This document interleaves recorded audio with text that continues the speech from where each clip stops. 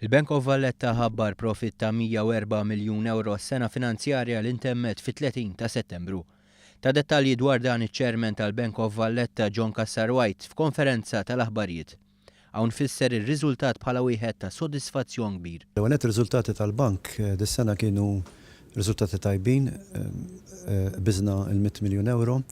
Għalkemm ir-riżultat kien deskritt bħala pożittiv, kien irreġistrat tnaqqis ta' 11.4 miljun euro fil-qlieħ meta mqabbel mas-sena finanzjarja li ntemmet fl-2013. U għalkemm kienu ftit inqas mis-sena l-oħra, il-tnaqqis kien ġej l-iktar minn attivitajiet li m'għandniex kontroll fuqhom, attivitajiet fis-swieq internazzjonali. Aħna ħafna mill-assets tagħna nkunu investiti barra u l-prezz tagħhom jitlaw jinżel.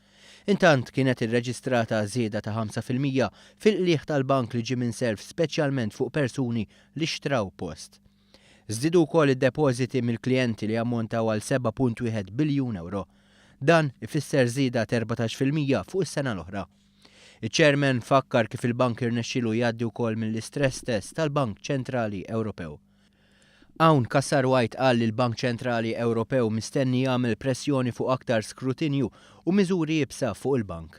Iċ-Chairman fisser din l-attitudni bħala waħda pożittiva kemm fuq il-bank innifsu kif ukoll għall-klijenti li jagħmlu użu mill-bank u li hekk jibbenefikaw minn aktar serjetà.